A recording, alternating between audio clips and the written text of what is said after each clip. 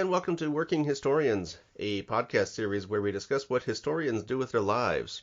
I am Rob Denning, Associate Dean for Liberal Arts for Southern New Hampshire University's online history programs. Today I am rebroadcasting another episode of the Passion and Practicality podcast feed. In this episode, Peter Bartel, an employee relations partner in SNHU's Career Services Office, spoke with Karl McKinnon, the Assistant Director of Operations and the Chief Financial Officer for the Schiele Museum of Natural History and Planetarium in Gastonia, North Carolina. In this interview, Karl and Peter discuss how to make yourself stand out when applying for museum careers, the importance of exuding passion in your work, and the value of experience outside of the classroom. This episode was originally broadcast on the Passion and Practicality podcast feed on May 12th, 2023. So thank you for joining us today. We have Schiele Museum in Gastonia, North Carolina here with us. We have Karl McKinnon. Karl, thanks so much for joining us. Awesome to have you. Karl's the Assistant Director of Operations and the Chief Financial Officer for the museum. So before we get into questions, I'm going to let Karl give a little overview on the museum quickly and his background, and then we'll ask a few specific questions for history majors or any other folks interested in getting into museums or that type of work, and how this might help them. So, Karl, feel free to introduce yourself, a little about your organization. Great. Thanks for having me today, Peter. It's a real pleasure to be with you and your students.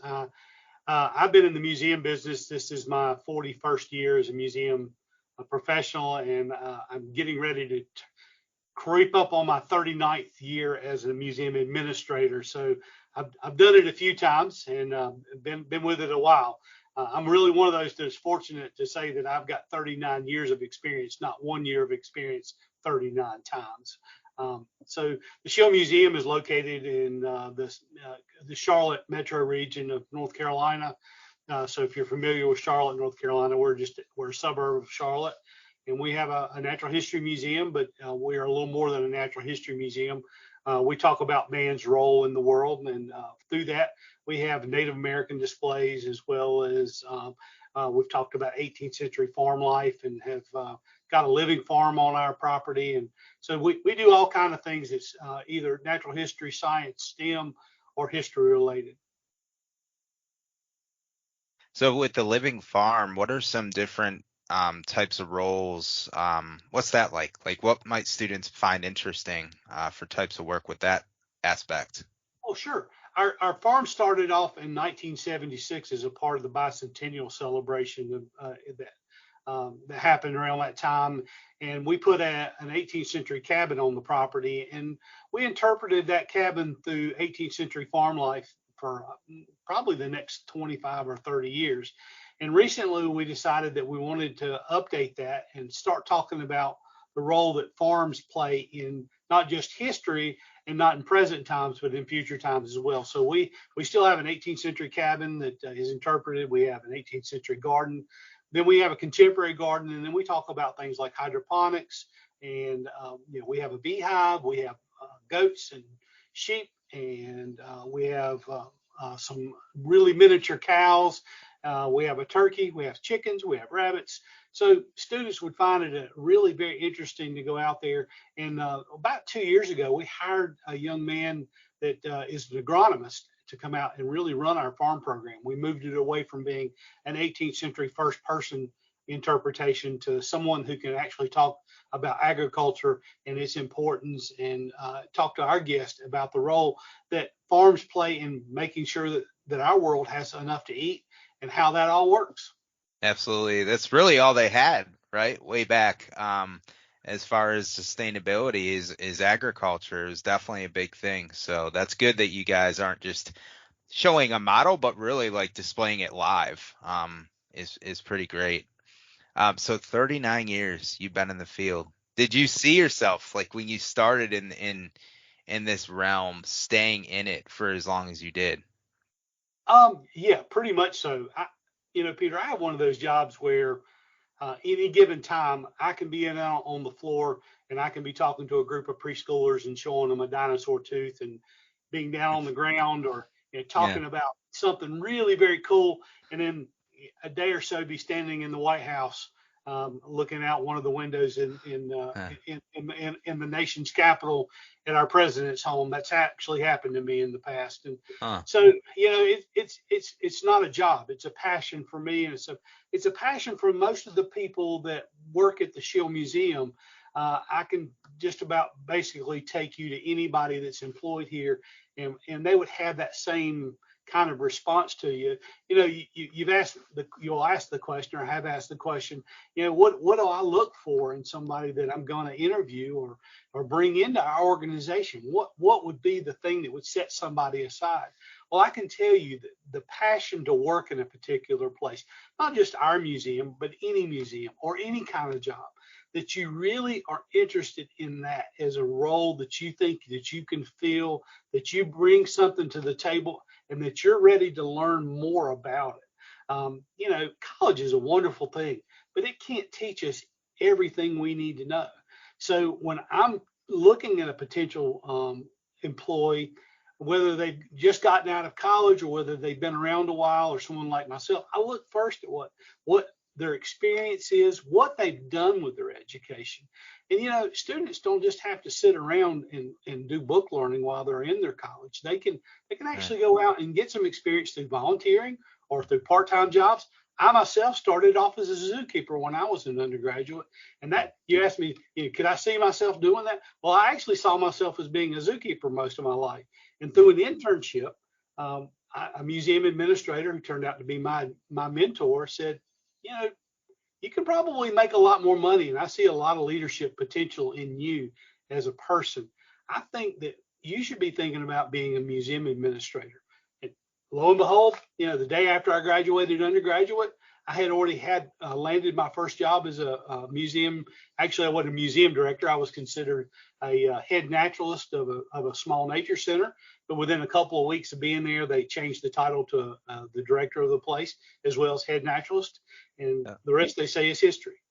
That's so amazing. I love the beyond the books, and that's a great example of it, right? It sounds like had you never done that internship as a zookeeper, then it would have never opened other doors, right? That's kind of how I would not be, you and I would not be having this conversation today. Right, My life would right. have taken a whole different turn, and Yep. I'm really fortunate that my life has taken kind of the turn that it did. Where back in those days when I very early on, I was trying to think about, when I go to interviews, what would I need to do? What are the things that you need to do to prepare to present yourself as a passionate, interested person that's either got some experience or is looking to gain more experience? And I've got to say that the man that hired me, he was taking a chance. 22-year-old young man. Yeah. But I had, at that time, I was getting ready to have my 5th year of experience in the museum world, and he brought me in, and basically when I had researched the place, I knew what kind of their touch points were, what the place was all about, and had spent some time, had gone down and done a pre-visit of the facility. Walking in cold is one of the worst things that you can possibly do when you're going into an interview. You need to do your due diligence. Is this a place that I can see myself fitting in? And how do you know if you don't know a lot about them? Peter, I'm not saying that every one of your students, especially because they're so wide and varied, and they're looking at potential of maybe even doing online hiring and stuff, that may not be as possible. But I've even driven 400 or 500 miles to go visit a museum before I actually interviewed with them, just so I knew when I got there and sat down in front of the interview panel that I could see myself being there and know that it would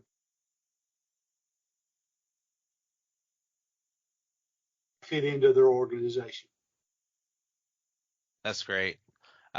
It's a two-way street too with interviews, right? Like you have to know that it's a fit for you as well as it is for them. And I think I'm glad you brought that up, because in the museum world, that is always an option. I'm sure thoroughly tour the facility. And when you were doing that, Karl, I'm assuming you did it incognito, right? Like they didn't know Oh yeah, who you were, they right? had no idea who I am, and It's a good what idea. I was there for. and usually it was not the day before the interview. I would Mhm. usually try to make sure I'd done it a little ahead of time, Mhm.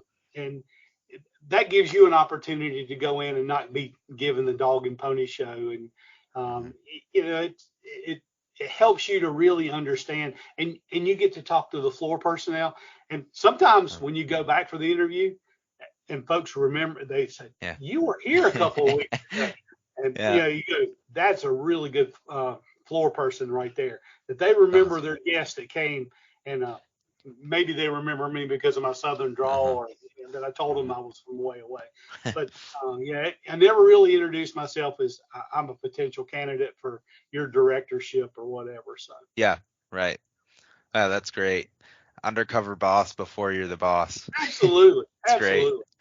Um, so I also like to that, and you pointed this out, and I'm sure this shows in interviews too. When you, and one thing I live by is when you love what you do, you don't work a day in your life. So that's really refreshing to hear, and I think important for students to know and alumni that whatever job you're in. Whatever industry you're in, make sure that you do enjoy it and love it, and that naturally should come across in an interview. Um, so with the applicants, beyond having the passion, right, that we spoke about for the work, are there any other things that you would look for in an applicant, in an interview process? Yeah. Well, and very aptly pointed out, Peter, is on an application, I don't know what your passion is unless you've given me a cover letter. So there are things that set you apart.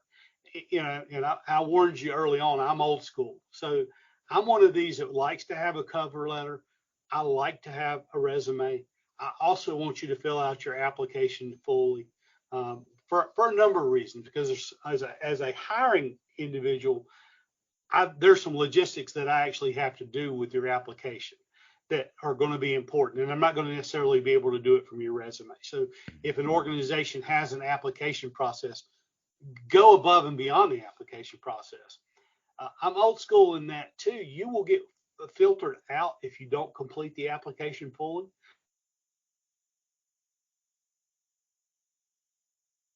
To do it, that you maybe should complete it. Um, the other things that folks tend to kind of gloss over is know what the salary uh, opportunities are for when you're filling out an application. I cannot tell you the number of times that I've read an application. The person looks really good on paper, but their salary expectations far exceed what I'm going to be able to offer. So I'm not going to waste your time as an applicant, nor my time as a busy business person to actually sit down and go through this process of interviewing, because I already know I can't meet your salary expectations if you've exceeded what the maximum of mine would be anyway. Yep. The Schiele Museum is also part of a governmental agency. It, just folks need to kind of understand, when government agencies put out a salary range, there's a minimum salary and there's a maximum salary. The chances of you starting at the minimum salary are probably not true. It's probably a 5, maybe 10%, depending on how much experience. But that maximum salary range, Mhm. that's a 25, 30-year thing down the road. Uh, I'm, Gotcha. I've been with the Schiele Museum 16 years, and I'm still not at the top of my salary range. Yeah. So folks need to understand that. I know it's a line on an application, but it is still important. It's going to be a filtering thing as well. Yep. So and to some respects, the way folks are applying these days, we use the city of Gastonia uses an application called NeoGov, and once you put your application in NeoGov, you can just click some boxes and it'll send it to multiple places. So sometimes that can create an issue. So if you're applying for one job that has a higher salary range and you put a higher salary expectation, and so I've had to temper some of my employees that are doing filtering to say, let's make sure that you read through that application and that you're not prematurely filtering somebody out.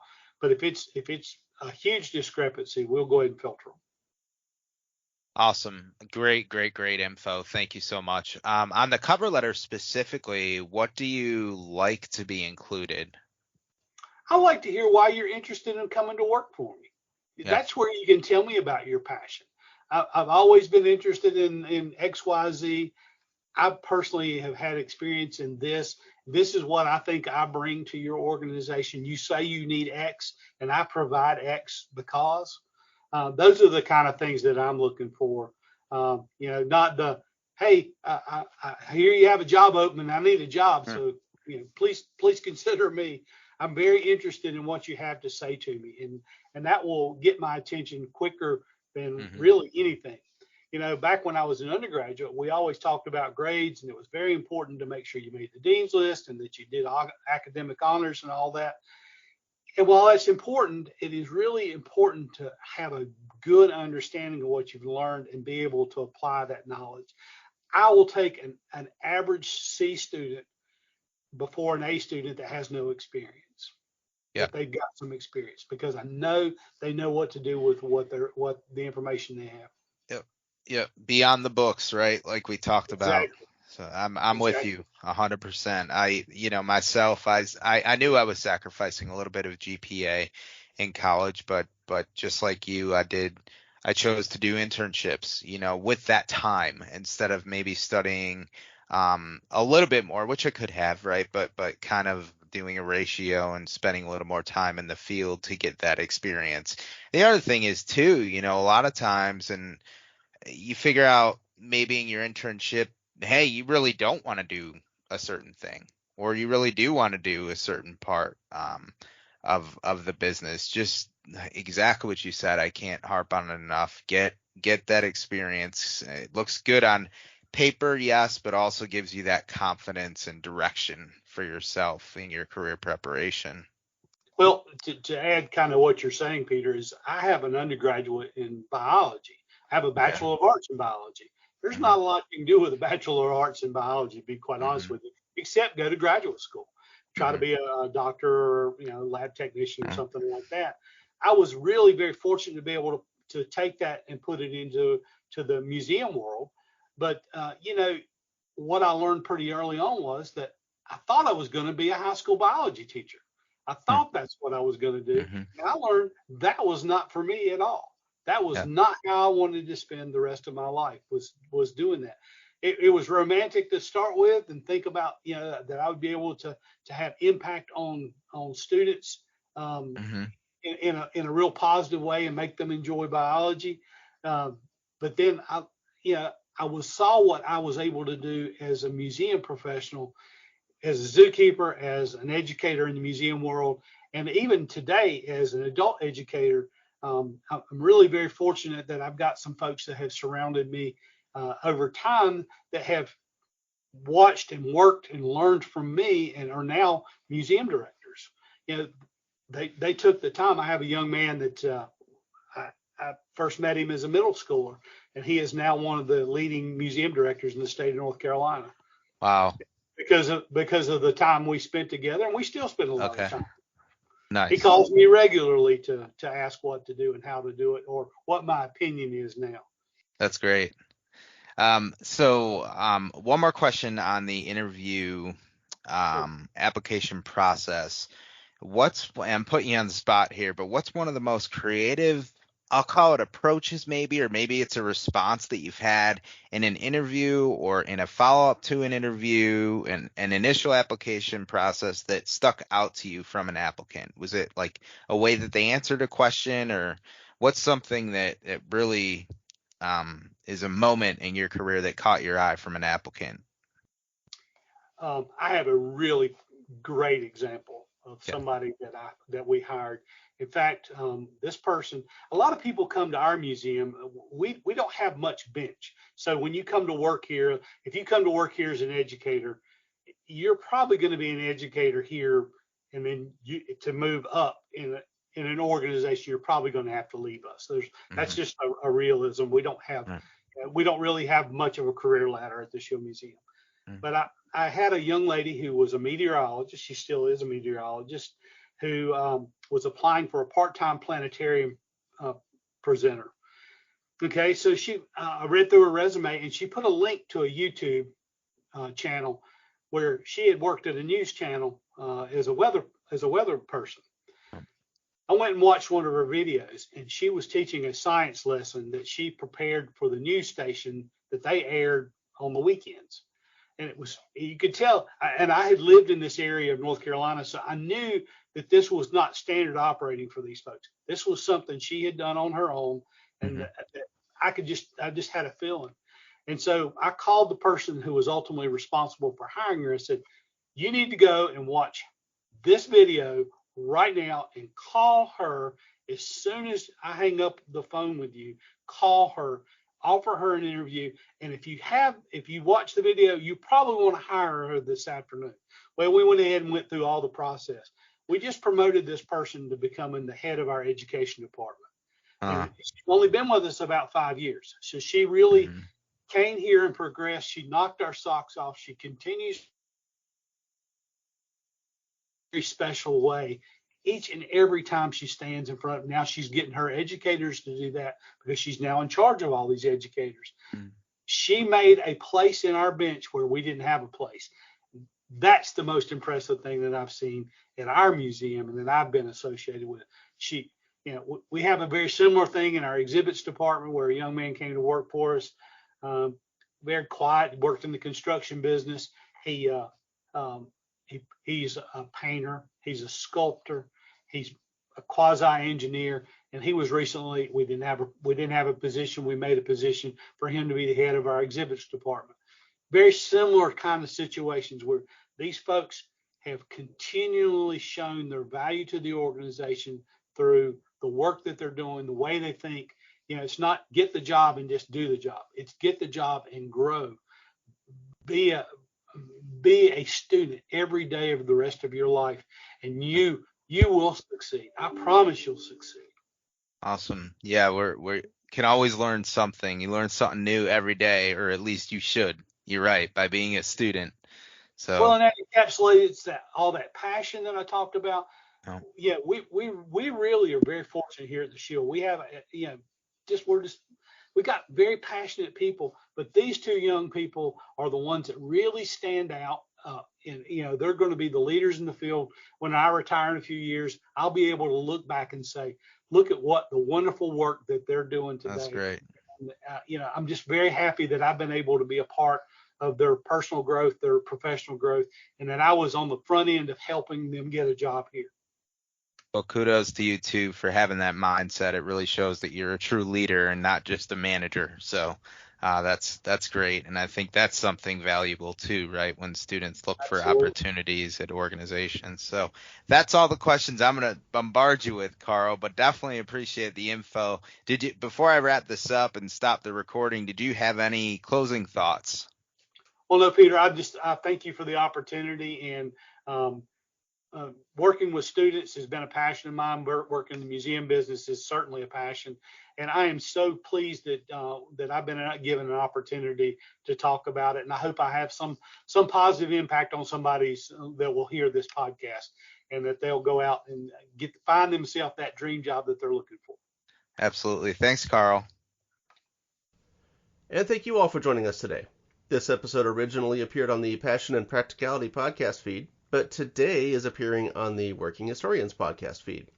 You can subscribe to both of those podcasts on any app, including Apple Podcasts, Google Podcasts, Spotify, Podbean, Amazon Music, Pandora, or wherever else you prefer.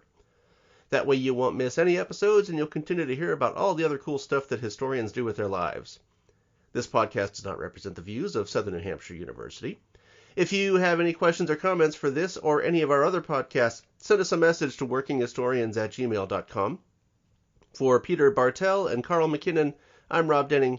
Happy job hunting.